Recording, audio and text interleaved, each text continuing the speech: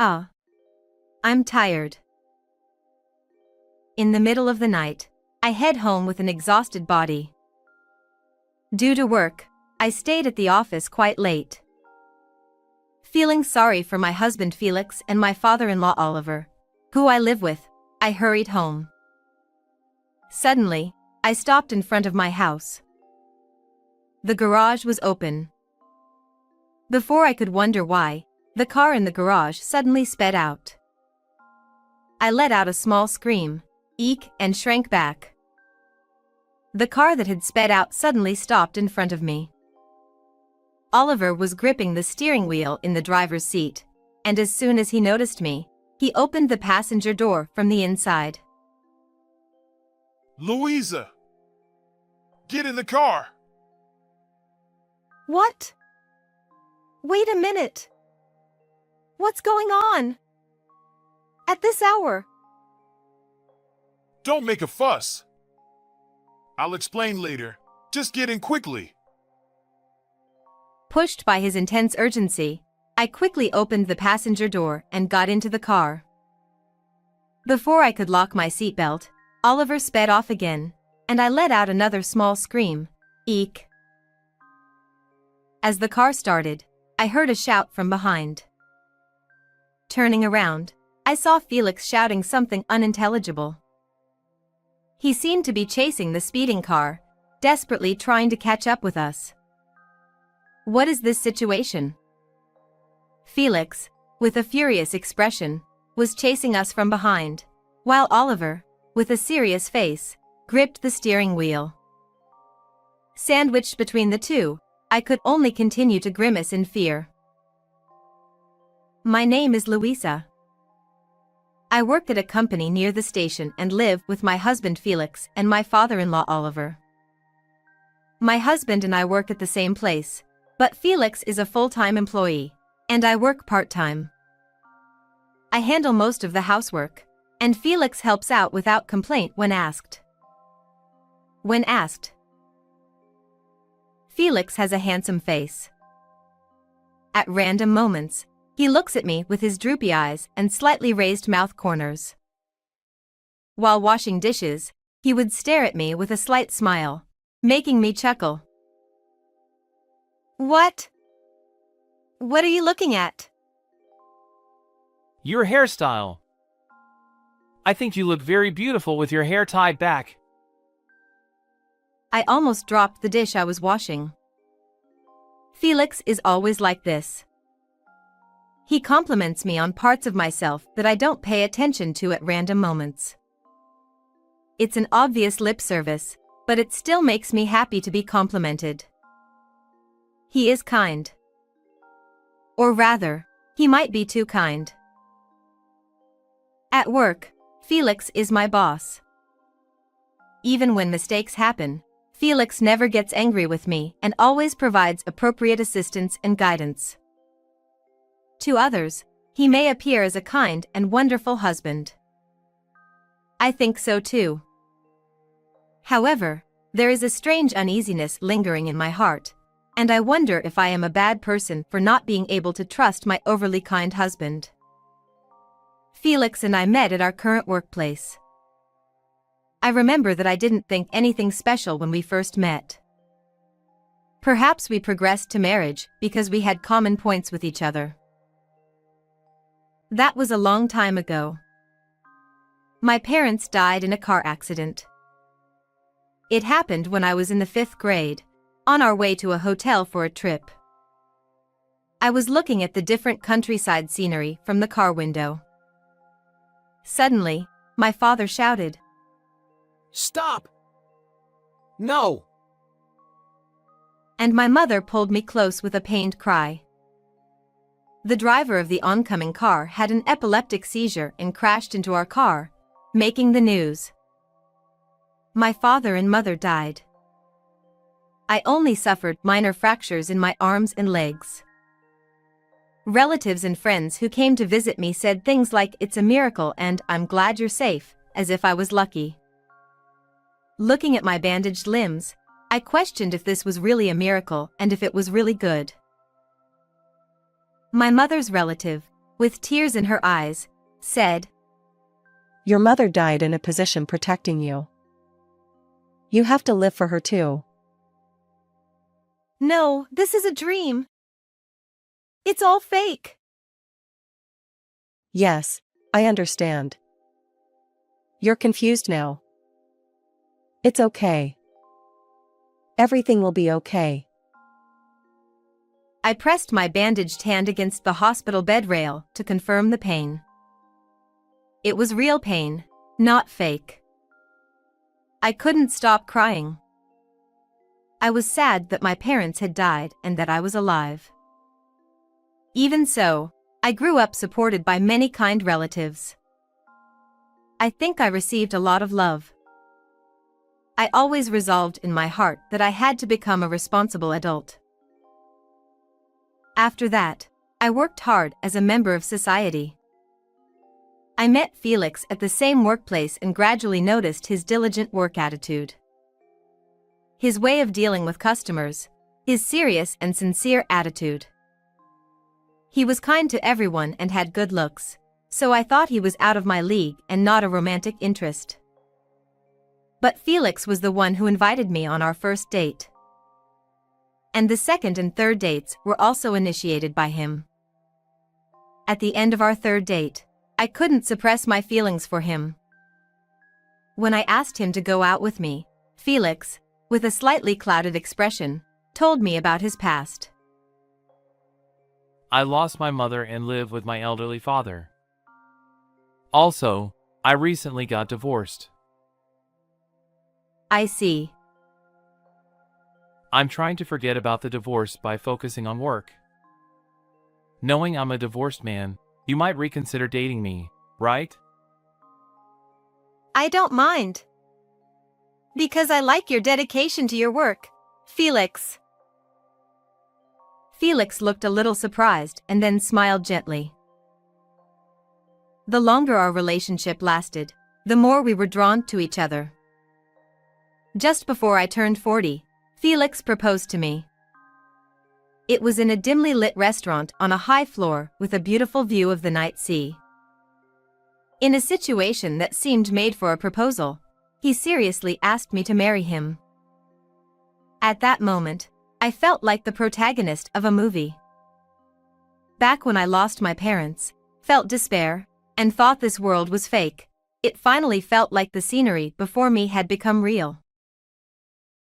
Felix told me about his family, which he hadn't talked much about before.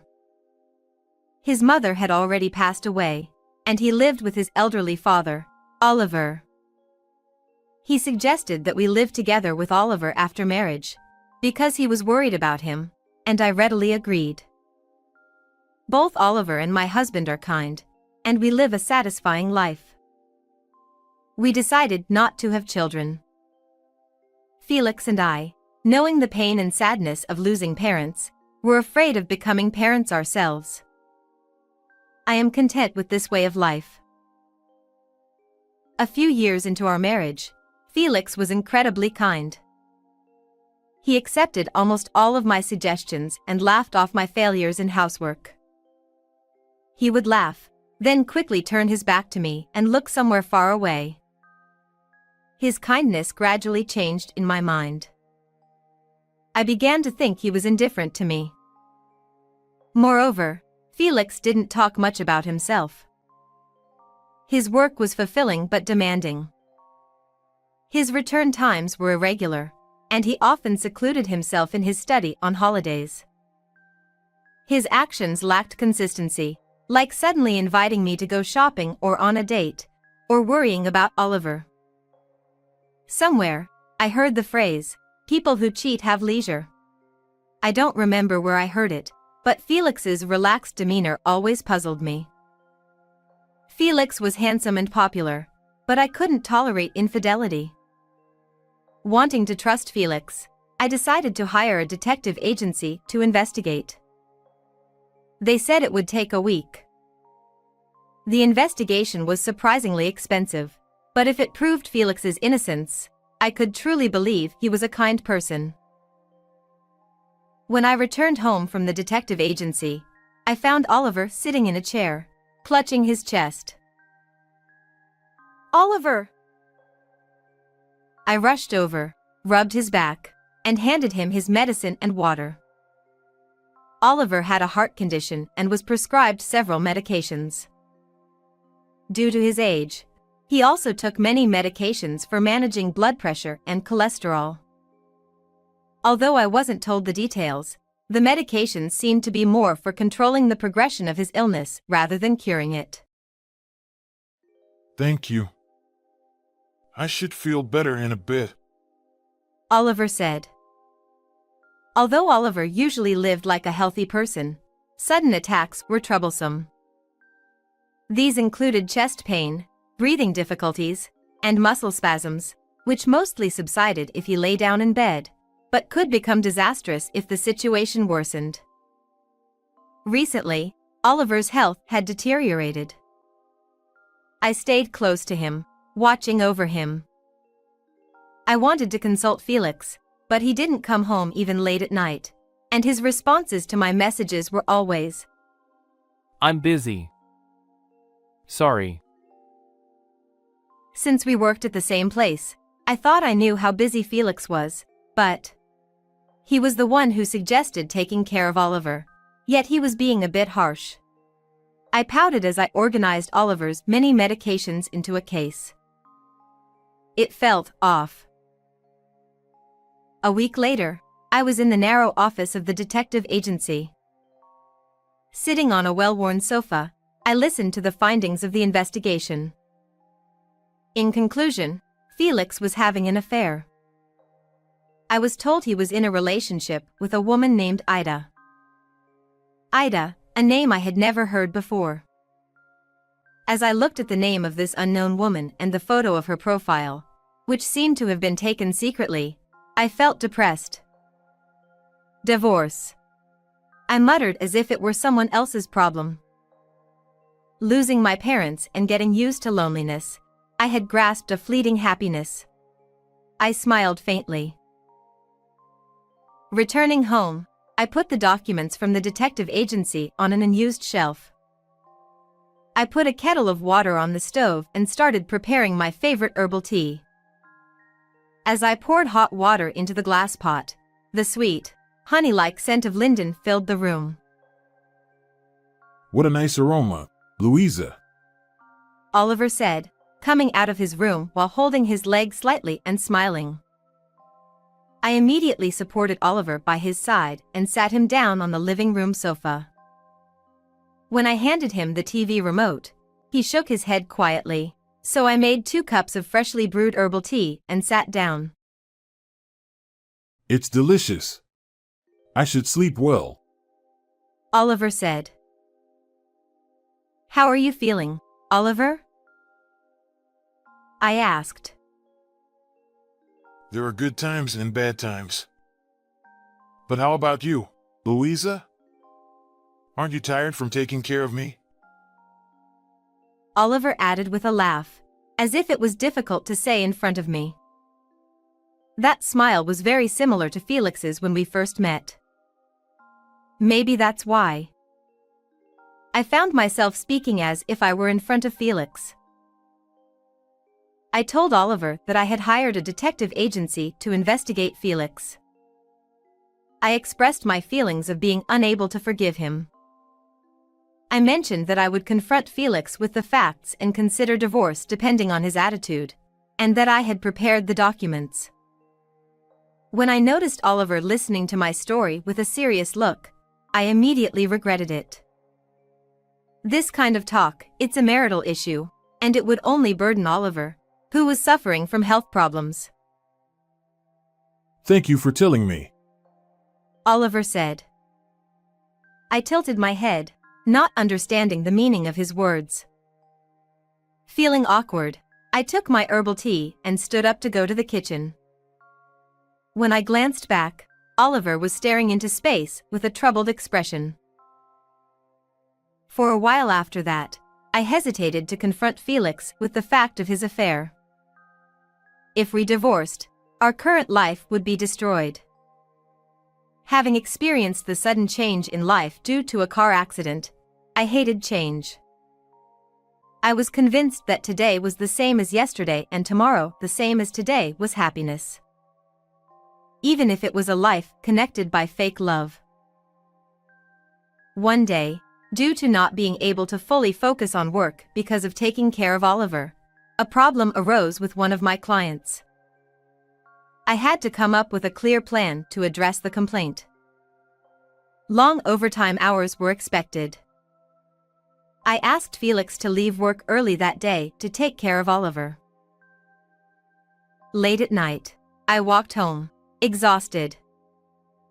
It took a long time, but I thought I had finally created the new schedule. Feeling sorry for coming home late, I hurried towards the house. I stopped in front of the house. The garage was open. Before I could think why, the car in the garage suddenly sped out. I let out a small scream and shrank back as the car screeched to a halt in front of me. Louisa! Get in the car! Oliver shouted. What? Wait a minute. What's going on? At this hour? Don't make a fuss. I'll explain later. Just get in quickly. Pushed by his urgent tone, I quickly opened the passenger door and got in. Before I could lock my seatbelt, Oliver sped off again, making me let out another small scream. As the car sped off, I heard a shout from behind. When I looked back, Felix was yelling something unintelligible. He seemed to be chasing the speeding car, desperately trying to catch up, but soon disappeared as the car turned a corner. With that volume, his voice must have echoed throughout the neighborhood at this late hour. I sank deeply into the seat and sighed. It was the first time I had seen Felix, usually so calm and composed, so agitated. Oliver, in the driver's seat, said nothing. It was probably something serious. I didn't know what had happened, but I decided to wait for Oliver to speak. For a while, we just drove on the public road. It didn't seem like we had a specific destination, just driving aimlessly. Finally, we stopped at a convenience store with a large parking lot. Oliver rested his forehead on the steering wheel and took a deep breath. Oliver! What happened? Felix seemed very angry. I'm sorry for the confusion. Well, where should I start? Oliver tapped his forehead on the steering wheel a few times, seemingly organizing his thoughts. Trying to be considerate, I said, "I'll get us some drinks." And bought drinks from the convenience store, handing one to Oliver. Sorry, Louisa. This is going to be a bit of a long story. Will you listen? With that preface, Oliver began his story. Oliver said, Yes, that's right. I need to start by talking about my wife, Felix's mother, Eliza. It was surprising that the root of this commotion was related to my deceased mother-in-law, and I tilted my head in confusion. Felix's mother, Eliza, was said to be a very amorous person. In her youth, she apparently dated multiple men simultaneously. You might think I should have divorced such a person, Louisa. But we already had young Felix. Considering that, I couldn't decide on a divorce. Oliver said. I thought I could understand a little. The reason I couldn't immediately demand a divorce after discovering Felix's affair was the fear of losing family. Marriage is not just a connection with the partner. I might lose Oliver, who has been kind to me, and his friends. Thinking that way, I couldn't take a step forward. But Eliza was never an irresponsible woman. That might have been her only virtue. Oliver continued. He said that Eliza made time for all the men she was dating and faced them earnestly. She never pushed household chores or childcare onto Oliver. She fulfilled her duties as a mother and wife with Oliver's cooperation, and used the free time that ordinary women might spend on hobbies to be with other men. She also considered Felix's development and never revealed the truth to him. Oliver smiled slightly as he looked at the bright lights of the convenience store in front of us. Eliza used to say it was pure and honest multiple dating as if it were her catchphrase. Oliver said. He accepted Eliza's lifestyle. He had no choice but to forgive it. Although it didn't feel good, he realized that pretending not to see it had almost no impact. But their time as a family was to end very quickly. Eliza was diagnosed with a brain tumor at a young age and was told she didn't have long to live, but she remained nonchalant. Before her condition worsened, Eliza told each of her lovers about her illness and said goodbye.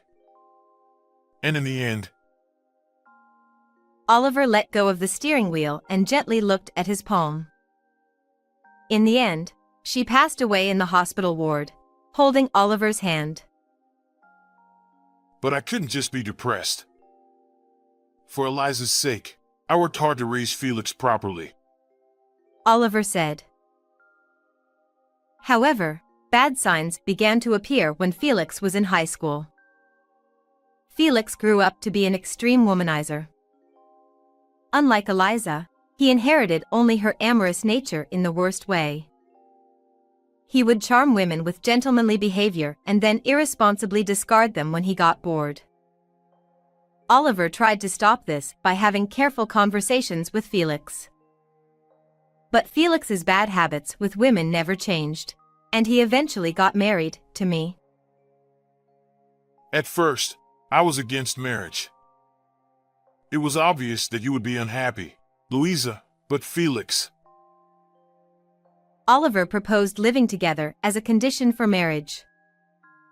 For Oliver, who had physical disabilities, it was a very attractive offer. However, most of Oliver's care was left to me, and while Felix appeared kind on the surface, he was always out playing. Despite being busy with work, he still made time to cheat, which was practically a disease. At first, he said things like, I'll stop playing around and prioritize married life.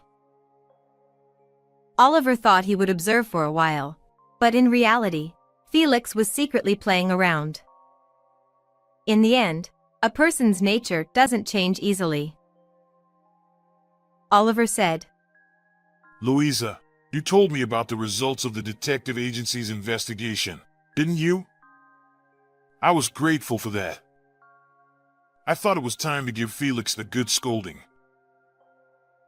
It's kind of a strange story, I replied. What? Oh, yes, it is. Felix is twisted. I need to face my son properly. Oliver said. I looked down slightly. It wasn't just Felix who seemed strange to me. Eliza and even Oliver seemed odd. Eliza, who proudly had affairs. Oliver, who continued to forgive her with a strange kind of love. Pure and honest multiple dating? I felt a bit sorry for Oliver as he spoke about it with a hint of pride. By the way, why did you suddenly take me outside? Felix seemed very angry. I asked. When you came home earlier, Felix was happily talking on the phone with his lover. I thought it would be too harsh for you to see it directly. Oliver said. Apparently, Oliver had angrily snatched Felix's phone and smashed it on the floor.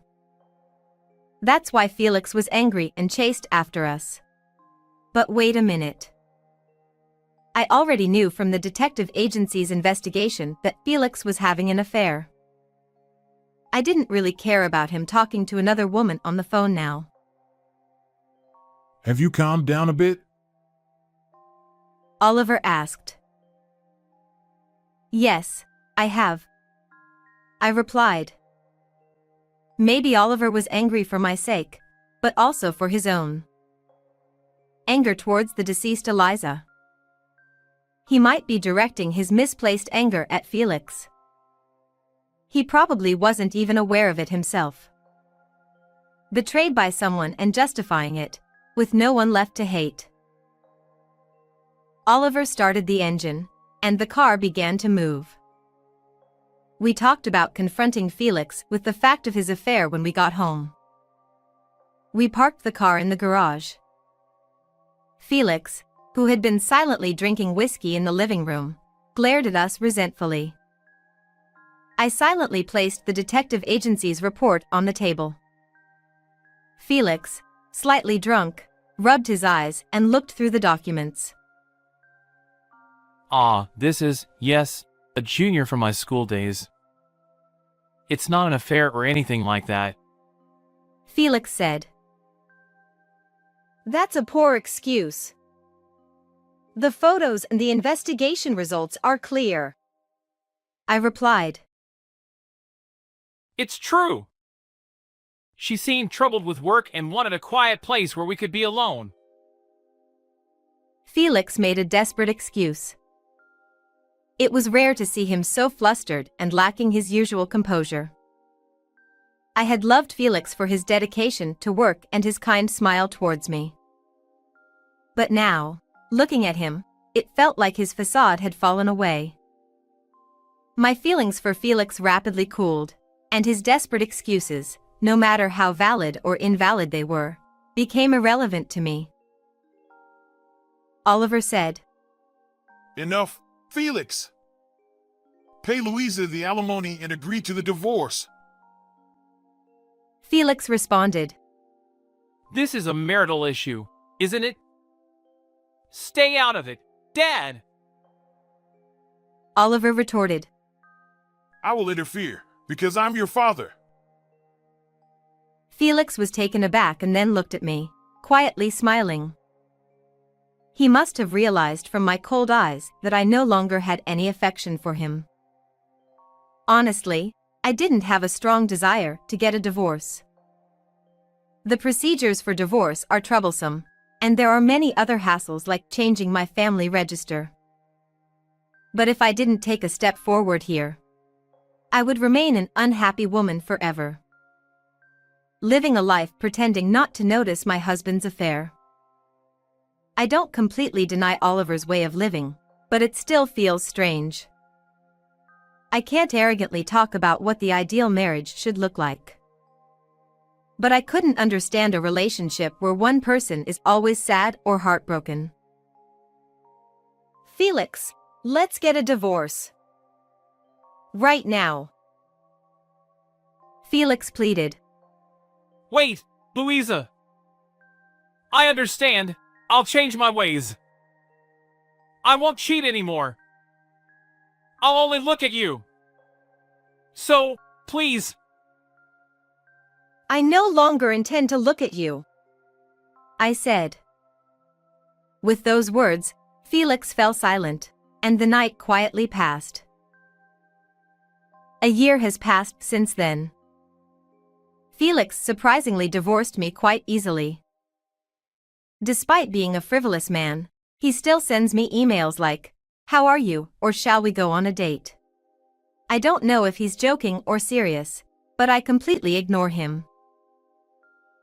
Today is a sunny day. The cool, clear sky stretches above. I looked at myself in the mirror of the restroom, wearing a white dress that might be considered too youthful for my age. I'm still young.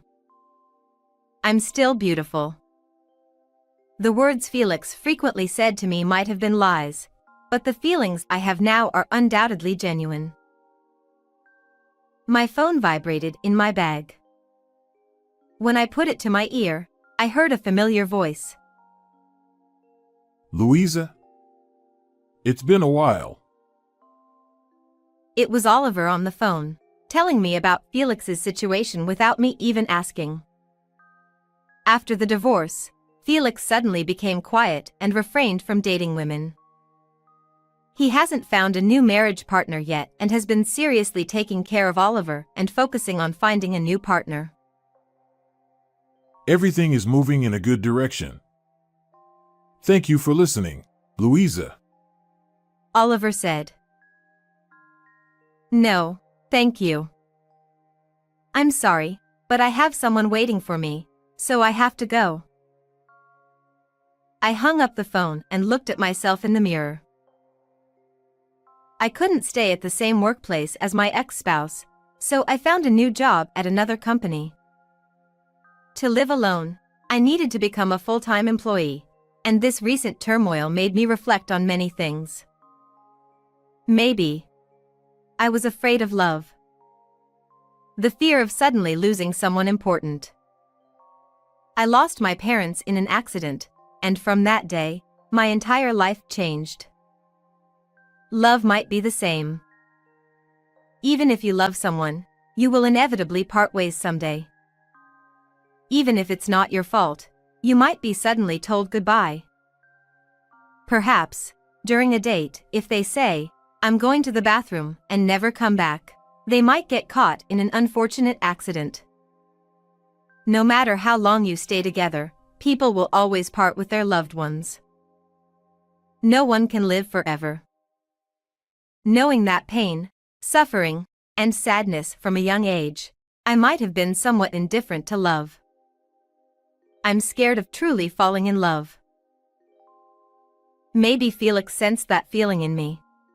I have no intention of condoning Felix's infidelity. But if I had truly loved him from the bottom of my heart, if I had desperately clung to him, trying to get his attention, even though he was always kind but somewhat indifferent. It's pointless to even imagine that. I look at myself in the mirror. Have I changed at all since that time a year ago? I lightly touch up my makeup and leave the restroom. In front of the elevator in the crowded shopping mall, there are a few families and couples standing. In that waiting area, a tall man smiles at me, and it feels like only his surroundings brighten up. I smile back at his smile. Casually, I hold his hand. He seemed a little surprised, but he held my hand without letting go. That made me so happy that I couldn't help but smile. Now, to truly find happiness, I take a step forward. How did you like this story? Please don't forget to subscribe to the channel. See you in the next video.